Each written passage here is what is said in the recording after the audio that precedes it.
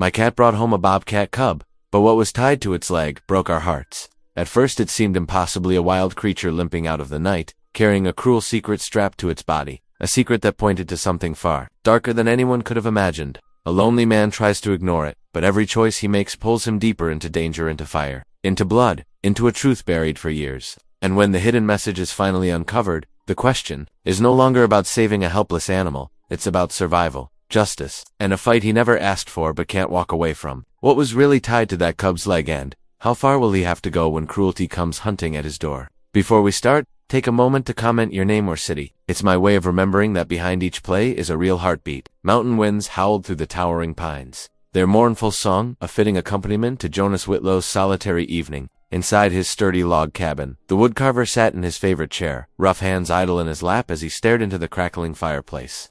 The dancing flames cast flickering shadows across the wooden figures that lined his shelves, bears, deer, and birds, each carved with loving detail, each a testament to the hours he spent trying to fill the endless silence. The cabin was neat but lived in, with worn floorboards that creaked beneath his feet and faded curtains that stirred in the draft. A half-finished eagle took shape on his workbench, surrounded by curls of wood shavings that caught the firelight like threads of gold. It had been 3 years since Sarah's passing, and sometimes the quiet still felt like a physical weight pressing down on his shoulders. Thunder rolled across the mountains, and Jonas pulled his wool sweater closer. The storm had been building all afternoon, bringing with it the kind of bitter cold that seeped through the log walls despite his best efforts at chinking them properly last summer. His old barn cat would be seeking shelter soon enough. The orange tabby had a habit of scratching at the door on nights like these, demanding entry with an entitled meow that always reminded Jonas of Sarah's laugh. Right on cue, a frantic scratching sound came from the door. Jonas smiled slightly, pushing himself up from his chair. "Coming, you spoiled thing," he muttered, his voice rough from disuse. The scratching grew more intense, almost desperate, and he quickened his pace. "Hold your horses, Max." But when Jonas opened the door, the sight that greeted him stopped him cold. There was Max all right, but the cat wasn't alone. Beside him, barely visible in the shadows, crouched a trembling ball of spotted fur, a bobcat cub, no bigger than a house cat itself. The little wild thing was soaked to the bone, its fur matted and muddy. What caught Jonas's eye, however, was the cruel leather strap bound tightly around one of its back legs. "Good Lord," Jonas breathed, dropping to one knee. Max chirped and nudged the cub, as if proud of bringing home this pitiful creature. The bobcat cub tried to shrink away, but exhaustion and fear had clearly taken their toll. Its eyes wide and golden held a pain that twisted something in Jonas's chest. Moving slowly, speaking in low, soothing tones, Jonas reached out. "Easy now, little one, easy." The cub trembled but didn't flee, as his weathered hands carefully examined the bound leg. The leather strap was pulled brutally tight, cutting into flesh, and Jonas's jaw clenched as he saw the deliberate cruelty in its placement. This was no accident. Someone had meant for this animal to suffer. "Let's get you inside and take care of that leg," he murmured, scooping up the cub with gentle hands. It was frighteningly light, ribs prominent beneath its wet fur. Max trotted in behind them, tail held high as Jonas carried his rescue to the kitchen table. Under the bright lamplight, the full extent of the cub's condition became clear. Besides being half-starved, its fur was matted with burrs and thorns, suggesting a long and desperate journey through rough terrain. But it was the leather strap that drew Jonas's attention and made his blood run cold. As he carefully cut away the binding with his pocket knife, he noticed something that made his hand freeze mid-cut. Burned into the leather was a symbol, a stylized R bracketed by crossed arrows. Jonas knew that mark. Everyone in these mountains knew that mark. It belonged to Clive Rourke, the land baron whose name was whispered with fear and hatred in equal measure. Jonas had heard the stories of how Rourke's men would threaten families who refused to sell their land, of mysterious fires and accidents that forced people to abandon their homes. He'd kept to himself, telling himself it wasn't his fight. But now, looking at this deliberately tortured creature, he couldn't ignore the evil that had crept to his very doorstep. The cub whimpered as Jonas finally freed its leg, revealing raw flesh beneath. "Didn't expect to find yourself mixed up in human cruelty, did you?" he murmured, gathering supplies to clean and dress the wound. As he worked, his mind turned over this discovery like a dark stone. Rourke's brand on this trap wasn't just a mark of ownership, it was a message, a display of power meant to be seen and feared. Max sat on the table, watching intently as Jonas tended to the cub. The orange tabby had always been an excellent judge of character, and his willingness to help this wild creature spoke volumes. When Jonas finished bandaging the leg, the cub curled into a tight ball, exhaustion finally overwhelming its fear. "You're safe now," Jonas promised, though his words felt hollow even to his own ears. Safety was becoming a rare commodity in these mountains, and he knew that this small act of mercy might have larger consequences than he could imagine. The wind rattled his windows, and somewhere in the distance, thunder growled like a warning. Jonas sat back in his chair, watching the sleeping cub while his fingers traced the branded leather strap he'd cut away. The symbol seemed to mock him, a reminder of the corruption that was spreading through these mountains like a cancer. He'd chosen isolation after Sarah's death, believing that withdrawal would protect him from further pain. But staring at that cruel brand, Jonas realized that sometimes evil wouldn't let you hide. Sometimes it scratched at your door in the middle of a storm and forced you to take a stand. The fire popped and crackled in the hearth, casting long shadows across the cabin floor.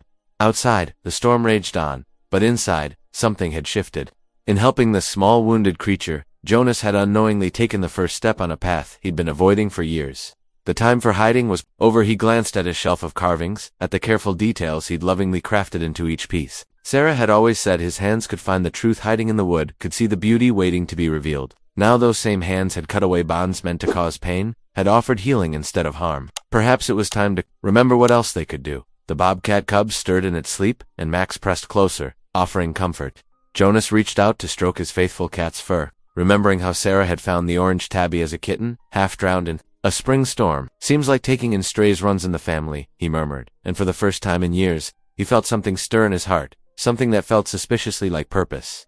Thunder shook the cabin again, and Jonas settled in for a long night of watching over his unexpected guest. The branded strap lay on the table like an accusation, a symbol of the darkness that had finally found its way to his door. But as he watched, Max curled protectively around the sleeping cub, Jonas realized that sometimes the greatest acts of defiance started with the smallest acts of kindness. The storm would pass, as storms always did, but Jonas knew that when morning came, his world would be different. The simple life he'd carved out for himself, like the wooden figures on his shelves, would need to change. The mountains had sent him a message tonight, delivered by an injured cub and a compassionate barn cat, and he could no longer pretend not to hear it. As the night wore on, Jonas sat at his kitchen table, watching the sleeping bobcat cub with troubled eyes. The practical part of him, the part that had survived alone in these mountains for years, knew keeping a wild animal wasn't wise. They belonged in the wilderness, not in homes. Yet every time he considered taking it back outside, Sarah's voice echoed in his memory. Every creature deserves kindness. Jonas, she would say, nursing injured birds or feeding stray cats. His wife had possessed a boundless capacity for compassion that had both frustrated and amazed him. Now looking at the bandaged cub curled beside his fireplace, he could almost feel her presence, gentle but insistent. Max, the orange tabby, had settled protectively near the cub, occasionally giving it a gentle bath with his rough tongue. The sight made Jonas's throat tight. "What would you do, Sarah?" he whispered into the quiet room. The answer came immediately. She would have already named the cub and started planning its recovery. Jonas ran a hand over his face, feeling the rough stubble beneath his palm. "All right," he muttered, "but just until you're healed." The cub's only response was to snuggle deeper into the blanket he'd provided. Morning brought clear skies and fresh snow, a pristine white blanket that covered the previous night's storm damage. Jonas pulled on his heavy coat and boots, determined to investigate the area where Max might have found the cub. The tracks would still be visible under the new powder. He found the first prints near his wood pile, small, dragging marks that showed how the injured cub had struggled through the snow. Following them backward, Jonas traced the meandering path that led toward the Wade property. His stomach tightened as he recognized the direction. Delilah Wade had been fighting her own battles with Rourke's men since her father's passing 6 months ago. The tracks continued across his property line and into the Wade's southern pasture. Here, other marks told a darker story: broken fence posts, scattered livestock tracks, showing panic, and the unmistakable boot prints of multiple men. Jonas's jaw clenched as he read the signs of deliberate harassment. He found Delilah in her barn, already hard at work despite the early hour. She was attempting to repair a broken stall door, her auburn hair escaping from its practical bun as she struggled with the heavy wood. Without thinking, Jonas stepped forward to help. "Let me get that," he offered, making her start slightly. "Jonas Whitlow," she said, surprise clear in her voice. "I haven't seen you down this way in months." There was no accusation in her tone, just simple observation. Together, they lifted the door back onto its hinges. Jonas could see the strain of running the farm alone, etched in the tired lines around her eyes. "Found something last night you should see," he said. Pulling the leather strap from his pocket, Delilah's face hardened as she examined the branded mark. "Rourke?" She spat the name like a curse. "They've been getting bolder. Last week someone cut my fence lines. Found 2 of my sheep dead in the south field." She handed the strap back to Jonas, her hands trembling slightly with anger. Before that, it was just threats.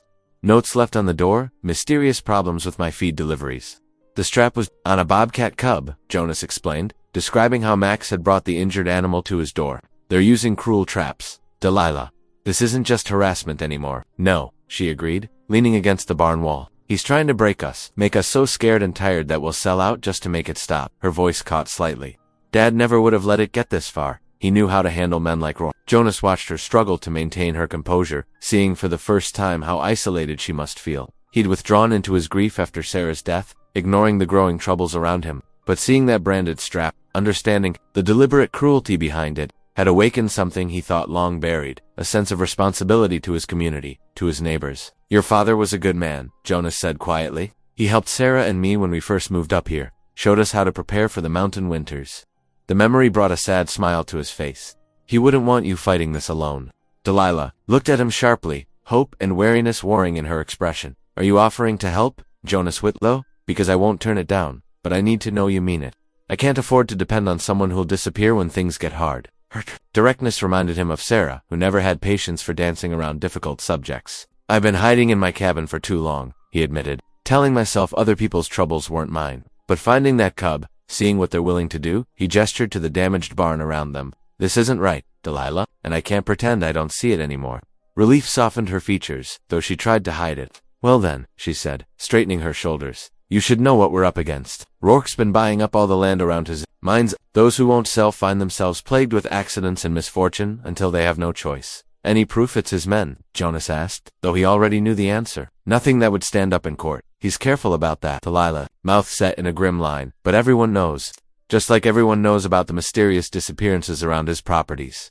Or the strange lights at night near the old mine shafts. Jonas nodded slowly, pieces falling into place. The branded strap wasn't just about tormenting animals. It was a message to the entire community. Rourke wanted people to know he was capable of cruelty, wanted them to fear what might happen if they refused his demands. We'll need to be careful, he said. Document everything. Set up watches. His mind was already turning over possibilities, ways to protect both their properties.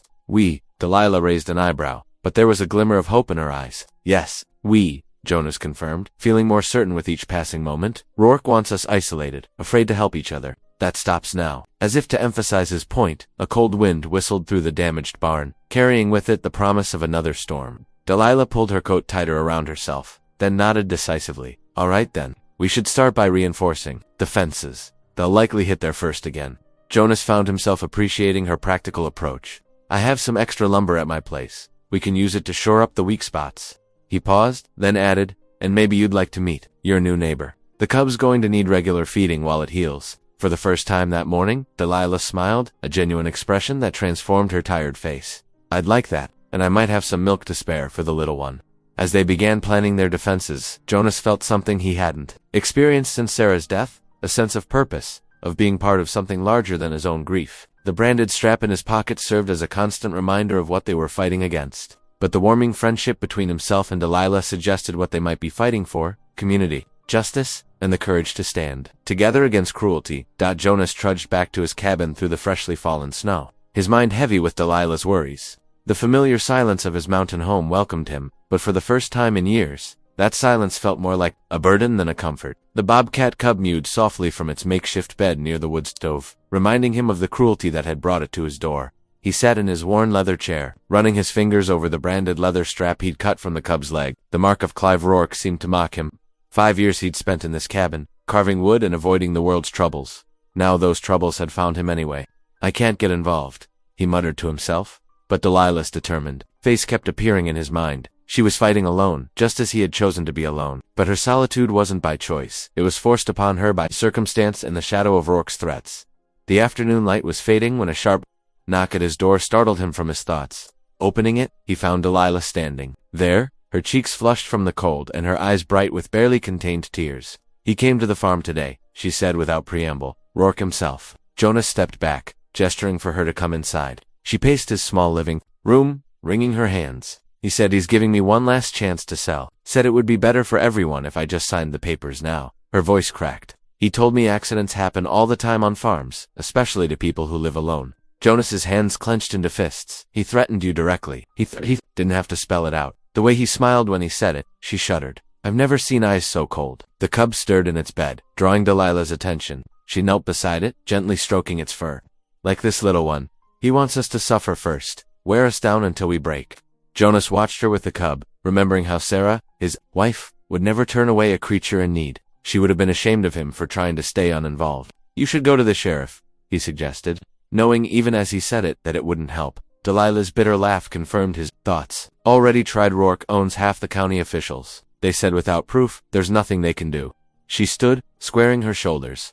That farm is all I have left of my family. I won't let him take it. I won't let him take it. Before Jonas could respond, a sound split the evening quiet, the desperate bawling of cattle in distress. Delilah's head snapped up, her face draining of color. The barn, she whispered, then turned and ran. Jonas grabbed his coat and followed, his long legs eating up the distance between their properties. As they crested the small hill between their lands, orange flames were already licking at the night sky. The old wooden barn was burning, and inside, animals screamed in terror. No. Delilah's cry tore through the night as she sprinted toward the inferno. My cattle are trapped inside. Jonas caught up with her at the barn doors. Heat blasted their faces as they struggled with the heavy wooden beam that held them shut. Someone had wedged it tight, deliberately trapping the animals inside. Together, Jonas shouted. They heaved, and the beam finally gave way. Smoke billowed out as the doors swung open. Along with the panicked sounds of trapped animals, without hesitation, Delilah plunged into the burning building. Jonas followed, pulling his coat over his nose and mouth. The heat was overwhelming. The smoke so thick, he could barely see. Flames crawled up the walls, eating through decades-old wood with frightening speed. They found the cattle first, still in their stalls, pulling desperately at their ropes. Jonas pulled out his pocket knife and began slashing through the bindings, while Delilah did the same on the other side. The animals bolted for freedom as soon as they were released. The horses, Delilah coughed, pointing toward the back of the barn. A support beam crashed down behind them, sending up a shower of sparks. The roof was starting to cave in. Jonas grabbed Delilah's arm, trying to pull her toward the exit, but she wrenched. Away, I won't leave them.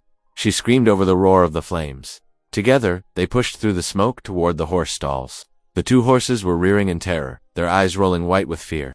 Jonas reached the first one, a bay mare, and cut her free. The horse nearly trampled him in its panic to escape. Delilah was struggling with the second horse's rope.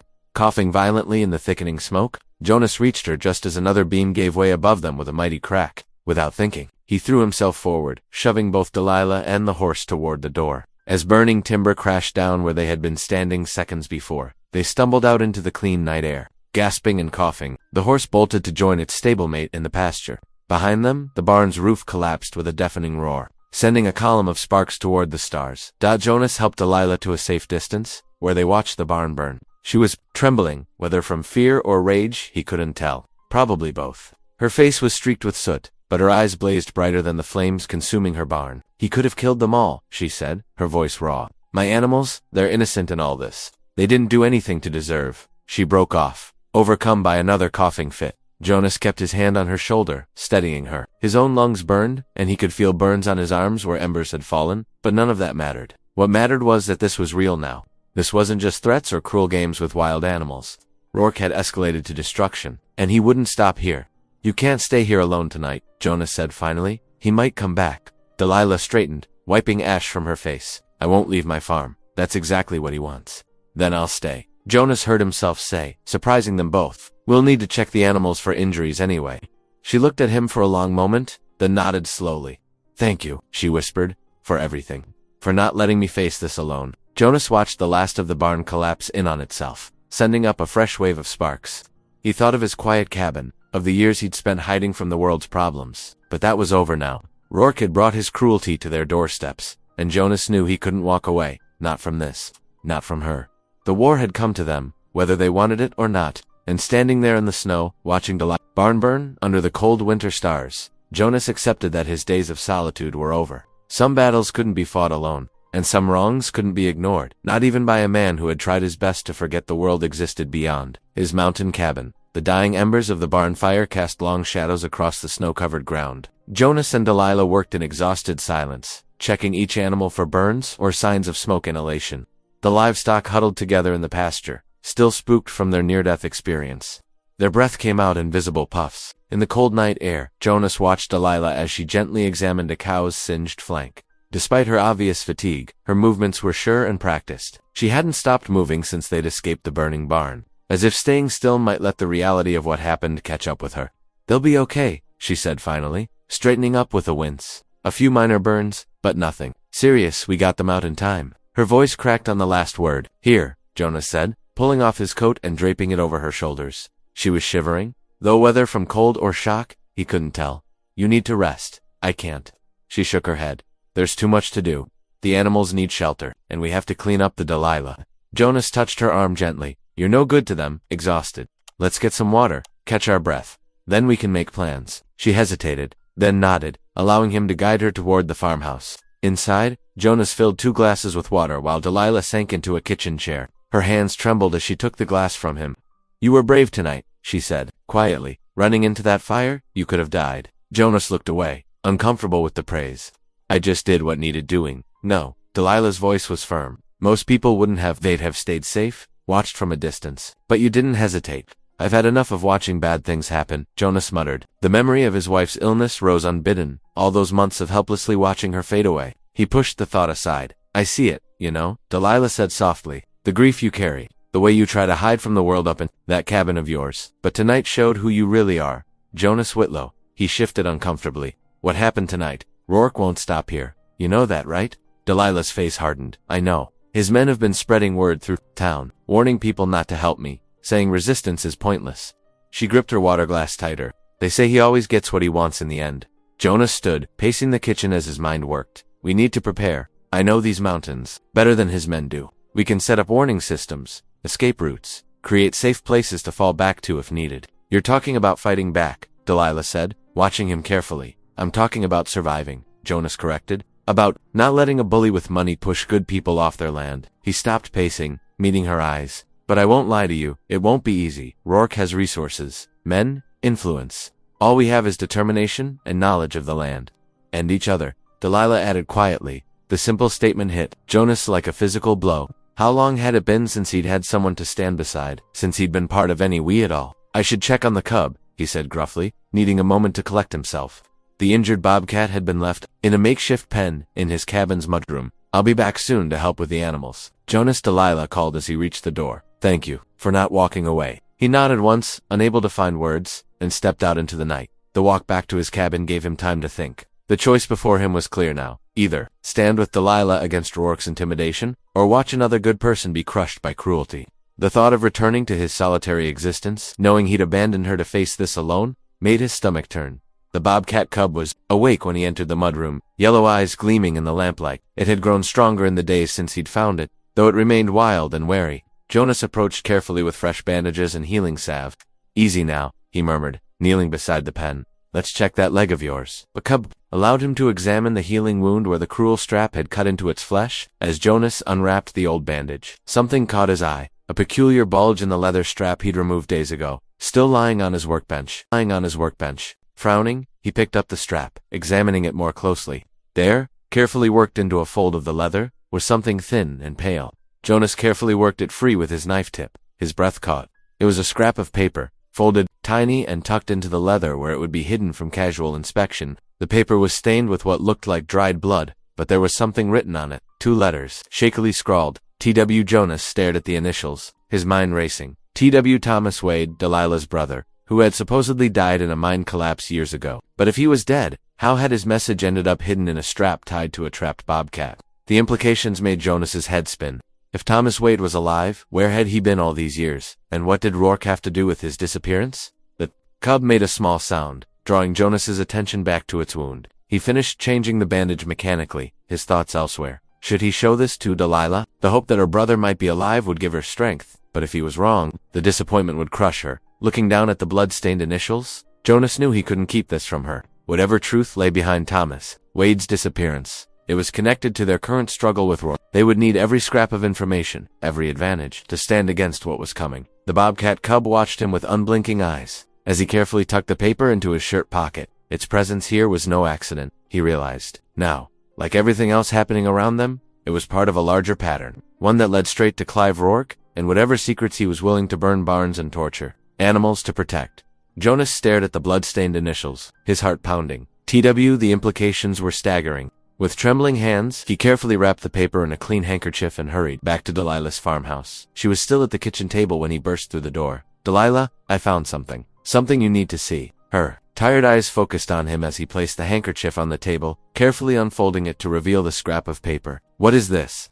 Look at the initials, Jonas said quietly. Delilah leaned forward, squinting in the lamplight. Her face went chalk white. TW. That can't be. Her hand flew to her mouth. Thomas? the strap around the cub's leg. This was hidden inside it, deliberately tucked away, where no one would find it unless they looked closely. But Thomas is dead, Delilah whispered, though uncertainty crept into her voice. The mine collapse. They never even found his body. A collapse that happened on Rourke's land? Jonas said carefully. In one of his operations, Delilah's hands were shaking as she picked up the paper, examining the crude letters. This blood? Jonas, if this is really from Thomas, he's trying to tell me something. He's alive, and he needs help. The cub wasn't random, Jonas realized aloud. Someone sent it, knowing it would eventually be found. Maybe even knowing it would make its way here. But where?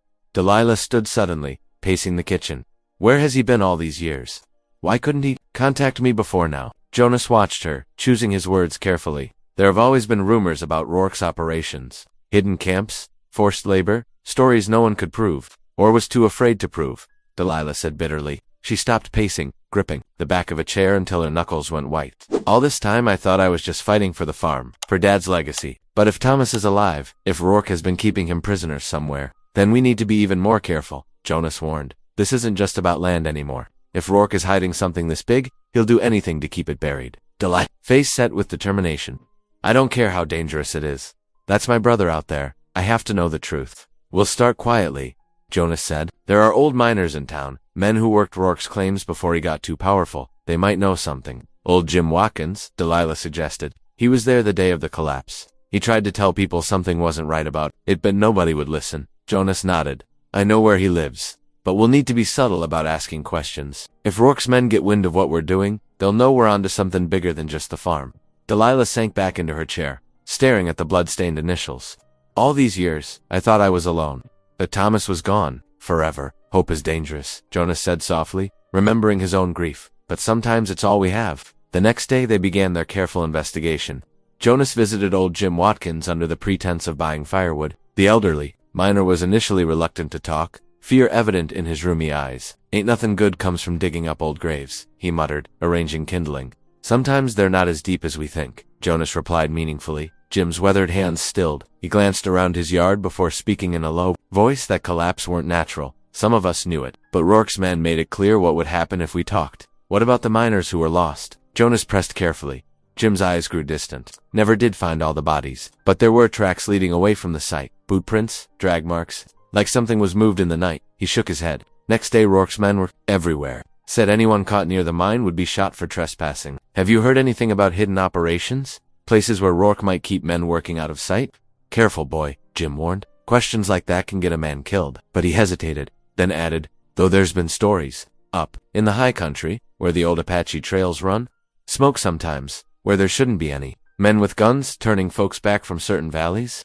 Jonas bought more wood than he needed and left, his mind churning with possibilities. When he told Delilah what he'd learned, her eyes lit with fierce hope.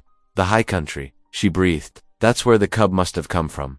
Thomas found a way to send us a message. The Bobcat Cub became more than just an injured animal. To them now, it was proof, living, breathing proof, that something sinister lurked in the mountains. As its leg healed, they studied its behavior, noting how it always grew agitated when looking toward the distant peaks. They gathered more fragments of information in the following days. A store clerk mentioned supply wagons heading into the hills, where no known mines existed. A drifter spoke of armed men patrolling remote trails. Each piece was small, but together they formed a pattern that pointed to carefully hidden operations in the wilderness. Hope grew with each new detail, but so did the weight of Rourke's presence. His men were more visible in town, watching, listening. Delilah reported strangers lingering near her property at night. Jonas found boot prints around his cabin that didn't belong to either of them. He knows something's changed, Delilah said one evening as they reviewed their findings. He can sense we're not just fighting for the farm anymore. Jonas nodded grimly. We're getting close to something he wants to keep hidden. That makes us more dangerous to him than ever. I don't care, Delilah said fiercely. If Thomas is alive, if he's being held somewhere in those mountains, I'll tear through anything Rourke puts in my way to find him. Jonas watched her, seeing not just determination, but a desperate hope that made her almost glow. It stirred something in him, a need to protect not just her safety, but that rekindled light in her eyes. The thought of Rourke extinguishing, it made his jaw clench. We'll find him, he promised quietly. Whatever it takes, we'll uncover the truth. The Bobcat Cub watched them from its pen, yellow eyes gleaming with what almost seemed like understanding. Its leg was nearly healed now, the cruel marks of the strap fading to scars. Soon it would be strong enough to return to the wild perhaps, Jonas thought, to the very places they needed to search. They had moved beyond simple resistance now. The fight wasn't just about land or property anymore. It was about exposing a truth that had been buried for years, about reuniting a family torn apart by one man's greed and cruelty. The stakes were higher, but so was their resolve. Somewhere in the mountains, Thomas Wade might be waiting, hoping his desperate message had reached the right hands. His sister's eyes held that hope now, burning bright against the growing shadow of Rourke's power. And Jonas, who had hidden from the world for so long, found himself standing firmly beside her, ready to face whatever came next. The mountain path twisted treacherously beneath their feet as Jonas and Delilah picked their way through the narrow pass. Morning mist clung to the rocks, reducing visibility to mere yards ahead. Jonas's experienced eyes scanned the terrain, something about the silence setting his nerves on edge. The first shot cracked through the air without warning. The bullet struck rock inches from Delilah's head, sending fragments flying. Jonas yanked her behind a boulder as more gunfire erupted from multiple directions. "Down," he shouted, shielding her with his body as bullets peppered their cover. Through gaps in the rocks, he counted at least 6 men advancing on their position, weapons raised. "Nowhere to run now," a familiar voice called out. Clive Rourke emerged from the mist, immaculately dressed despite the rough terrain. His smile was cold as winter frost. "I've been watching you to get closer to things that don't concern you." Jonas felt Delilah tense beside him. "Where's my brother?" she demanded, voice raw with emotion. "Ah, so you've figured that much out." Rourke's eyes glittered with cruel amusement. "Yes, Thomas is very much alive. He's proven quite useful these past years, working in my more discreet operations." "You monster." Delilah surged forward, but Jonas held her back as Rourke's men trained their weapons on them. "Call me practical," Rourke replied. "Good workers are hard to find, especially for the kind of work that needs to stay hidden. Your brother has strong hands and a stronger will to live, though that will might weaken if he learns his dear sister met an unfortunate end in these mountains." 2 of Rourke's men advanced. Jonas stepped forward, fists raised. The first punch caught him in the jaw, but he managed to land a solid blow that sent one attacker stumbling. The second man tackled him, driving him into the rocky ground. Jonas fought desperately, taking hits but protecting Delilah as she screamed his name. Blood ran down his face as they pulled him up, holding his arms. His ribs screamed in protest, but he kept his eyes locked on Rourke, defiant. "Impressive," Rourke mused. "Most men would have stayed down, but then, most men are smarter than to stand against me." He adjusted his leather gloves carefully. "I could end this now, but where's the satisfaction in that? No, I want you to live with the knowledge that you can't stop me. That everything you've discovered means nothing." He turned to leave, then paused. "The walk back to civilization is long from here. Consider it time to reflect on your choices." With a gesture to his men, he disappeared into the mist, leaving Jonas and Delilah alone on the mountain, battered but alive. Delilah rushed to Jonas as he slumped against the rocks, her hands gentle on his bruised face. In her eyes, he saw not defeat but a deeper trust, recognition that he had willingly bled for her cause, stood against impossible odds to protect her. They had lost this fight, but in that moment of shared pain and determination, their bond grew stronger. Sunset painted the mountain peaks in shades of orange and purple. As Jonas pressed a cold cloth against his swollen face, every breath sent sharp pains through his ribs, but he forced himself to sit upright on Delilah's front porch. The physical pain was nothing compared to the weight of their failure. Delilah emerged from the house carrying a jar of healing salve, her movements careful as she sat beside him. "Let me help with that," she said softly, taking the cloth from his hands. Her gentle touch couldn't hide the trembling in her fingers. "I'm sorry," Jonas muttered, wincing as she dabbed at his split lip. "I should have seen that ambush coming." "Don't." Delilah's voice was firm, despite her shaking hands. "You stood up to them. That's more than anyone else has done in years." Jonas caught her wrist, stopping her ministrations. "But it wasn't enough. Your brother is still there, suffering. Then we'll find another way." Delilah set the cloth down, her eyes meeting his with fierce determination. "I've spent years thinking Thomas was dead. Now that I know he's alive, I won't stop until he's free." Jonas nodded slowly, his woodsman's mind already working through possibilities. "Rourke's operation has to be hidden somewhere in the high country. There are old mining claims up there, abandoned shafts that could hide a lot of workers. I remember Thomas mentioning the North Ridge before he disappeared," Delilah said, hope creeping into her voice. "Said Rourke was interested in some old claims up there. That's where we'll start." Jonas pushed himself to his feet, ignoring the protest of his battered body. "I know those mountains better than Rourke's men. We can map out the likely spots, plan our approach." Delilah stood with him, her face troubled. "Jonas, I can't ask you to risk more. You've already lost so much time hiding away after Sarah died. This isn't your fight." The words hit him like another punch to the gut. He turned away, staring at the darkening mountains. "You're right, I did hide. Wrapped myself in grief and silence because it was easier than facing the world." His voice grew stronger. "But that ends now. Sarah would be ashamed of what I became. She'd want me fighting for what's right. We could both lose everything. Delilah whispered. Jonas turned back to her, seeing his own pain and determination mirrored in her eyes. Your family built this place through generations of hard work. I won't stand by and watch Rourke steal that from you. Not when I can help. Delilah's shoulders straightened, her chin lifting. Then, we do this together. No more running. No more hiding. Together, Jonas agreed, his quiet voice carrying the weight of a vow. They spent the rest of the evening planning, drawing on Jonas's wilderness knowledge and Delilah's memories of Thomas's last days. The path ahead was dangerous, but they were no longer alone in their fight. Sometimes, Jonas realized, it took losing everything to find what truly mattered. Jonas crept through the underbrush, his years of wilderness experience making his movements silent as a shadow. The abandoned silver mine loomed ahead, but it was far from abandoned. Through his binoculars, he counted at least 12 armed guards patrolling the perimeter, their rifles glinting in the afternoon sun. After 3 days of careful observation, he'd found the perfect approach, a narrow deer trail that wound through a blind spot in their security. His heart pounded as he slipped closer, using every skill he'd learned in his years of mountain solitude. The first glimpse inside the mine entrance made his blood run cold. Men shuffled out in chains, their faces gaunt and hopeless. Among them, Jonas spotted a familiar face, Thomas Wade, barely recognizable after years of forced labor. Though emaciated, Thomas's eyes still held that same determined spark Jonas remembered from the young man who'd supposedly died in the mine collapse. Before Jonas could plan his next move, shouts erupted from the forest behind him. His heart stopped as he heard a woman scream. Delilah's voice. He whirled to see her being dragged into the camp by 4 of Rourke's men, her arms pinned behind her back. I know you're watching, Whitlow. Rourke's voice boomed across the clearing the land. Barron stepped into view, his expensive boots incongruous with the dusty mining camp. Your tracks weren't as careful as you thought. Come out now, or watch her die. Delilah struggled against her captors, but they held her firm. A bruise was already darkening on her cheek. Jonas's hands clenched into fists as he watched helplessly. From his hidden position, Rourke grabbed Delilah's chin roughly. Your friend took the bait beautifully, my dear, just like I knew he would. He laughed coldly. That poor little Bobcat Cub, such an effective tool. Nothing draws bleeding hearts like a wounded animal, especially one carrying such an intriguing message. The truth hit Jonas like a physical blow. The cub, the strap, the hidden initials, it had all been an elaborate trap. Rourke had counted on their compassion, their desire to help, to draw them out. He'd never expected Jonas to simply heal the cub and release it. The entire scenario had been orchestrated to identify and eliminate those who might resist his control of the region. Delilah's scream pierced the air again as one of the men twisted her arm. Jonas, don't, she cried out. Don't give yourself up. He'll kill us all anyway. Jonas pressed himself against a boulder, his mind racing. The trap had sprung perfectly, leaving him with impossible choices.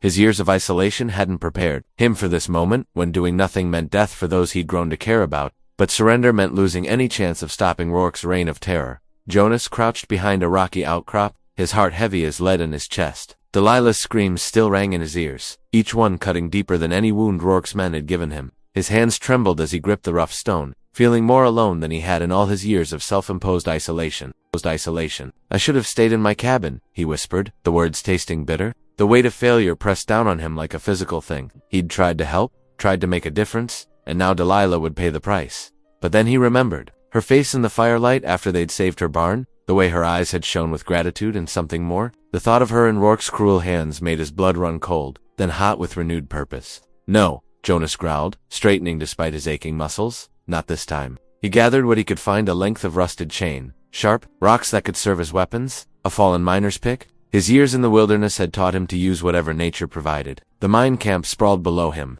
poorly guarded on its upper slopes, where the terrain was considered too treacherous for escape, moving like a shadow. Jonas worked his way down to where Thomas was kept. The younger man's cell was little more than a cage, but the lock was simple.